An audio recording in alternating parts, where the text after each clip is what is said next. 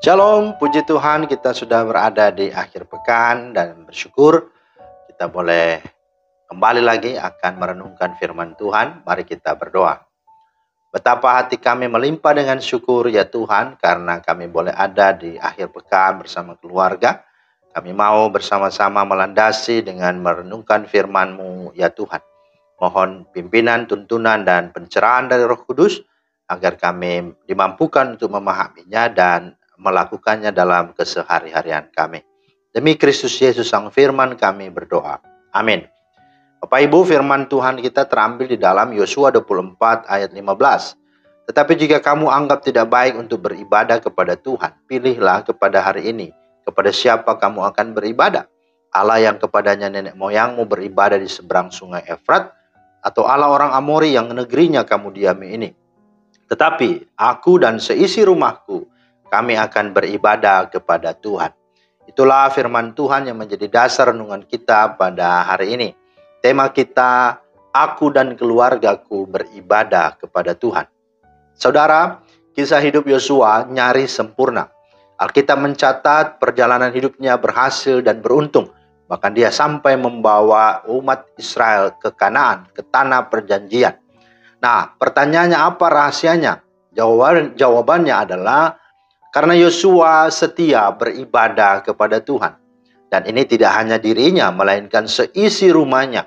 Kemudian bukan juga Yosua baru akan beribadah pada Tuhan, melainkan ini sebuah kehidupan ibadah yang selalu dan senantiasa dia lakukan. Dan itu sebabnya dia berkomitmen dengan tegas bahwa dia akan beribadah kepada Tuhan. Nah, dari kalimat ini ada beberapa hal. Dia katakan, tetapi aku dan seisi rumahku kami akan beribadah kepada Tuhan. Setidaknya 4 pelajaran penting yang berharga untuk kita perhatikan. Yang pertama, bahwa beribadah itu dasarnya dan motifnya adalah ucapan syukur, wujud cinta kasih kita kepada Tuhan. Bukan kewajiban, bukan beban, bukan program, apalagi keterpaksaan. Dikatakan di ayat 13-14a, demikianlah kuberikan kepadamu negeri yang kamu peroleh tanpa bersusah-susah dan kota-kota yang tidak kamu dirikan. Tetapi kamulah yang diam di dalamnya. Juga kebun-kebun anggur dan kebun-kebun zaitun yang tidak kamu tanami. Kamulah yang makan hasilnya. Oleh sebab itu, takutlah akan Tuhan dan beribadahlah kepadanya dengan tulus, ikhlas, dan setia. Jadi jelas alasannya mengapa kita beribadah. Itu bukan karena sebuah beban, tapi rasa syukur karena semua Tuhan sudah berikan kepada Yosua. Kebun-kebun anggur dan kota-kota itu dia mendapatkan tanpa susah payah. Bahkan Tuhan memberi keamanan kepadanya. Maka itulah alasan kita beribadah lagi-lagi bukan karena terpaksa kewajiban dan beban, tapi karena ucapan syukur. Terlebih Tuhan sudah mati menyelamatkan kita, Tuhan sudah menebus kita dan memberi kita hidup yang kekal. Itu alasannya. Yang kedua, mengapa kita beribadah kepada Tuhan? Bahwa beribadah itu adalah komitmen dan keputusan radikal iman kita, bukan emosional, apalagi situasional. Dikatakan ayat 15, tetapi jika kamu anggap tidak baik untuk beribadah kepada Tuhan, pilihlah pada hari ini kepada siapa kamu akan beribadah. Tetapi kalau aku, kata Yosua, aku dan seisi rumahku, kami akan beribadah kepada Tuhan. Jadi jelas, ibadah itu sebuah keputusan radikal, sebuah komitmen, sebuah pencapaian yang nyata-nyata dihidupi, dilakukan dalam tindakan. Yang ketiga, bahwa beribadah itu bukan ikut-ikutan, melainkan dimulai dari diri sendiri, dari keluarga sendiri. Dikatakan, tetapi aku dan seisi rumahku. Nah, banyak orang beribadah karena membandingkan atau melihat dan mengikuti orang lain, keluarga lain, bahkan gereja lain. Sehingga ketika orang lain, keluarga lain, gereja lain kelihatan lebih baik, dianya yang iri, dia kebakaran jenggot, bahkan bisa tawar hati. Ya, bahkan ada ungkapan ilustrasi, orang lain yang beli kulkas, dia yang kedinginan, ya kan? Itu yang terjadi. Ya, dia sungguh-sungguh merasa bangga dan arogan. Ya, maka ini hati-hati.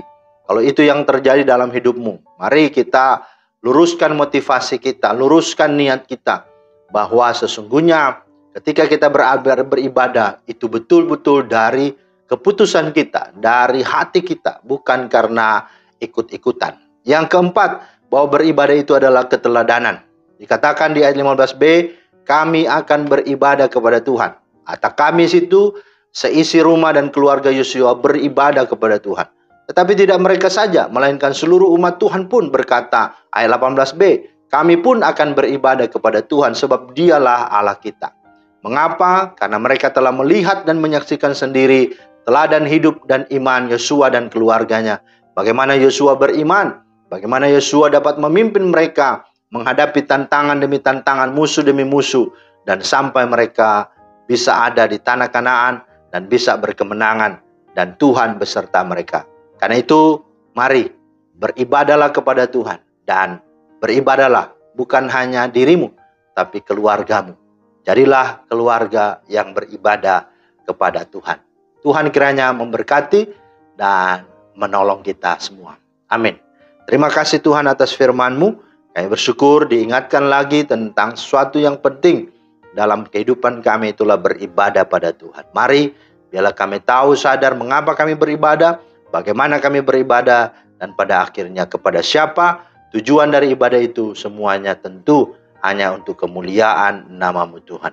Berkenanlah Tuhan menolong kami, keluarga-keluarga kami, biarlah punya hati hasrat rindu untuk boleh beribadah tidak sendiri-sendiri saja, tapi beribadah bersama-sama. Ketika di rumah, ketika di gereja, ketika di tempat, di mana saja kami boleh bersama-sama beribadah kepada Tuhan. Demi nama Tuhan Yesus Kristus, kami berdoa dan bersyukur. Amin. Demikianlah firman Tuhan hari ini. Kiranya menjadi berkat. Selamat beribadah, selamat berakhir pekan, selamat berbahagia. Tuhan Yesus memberkati. Shalom.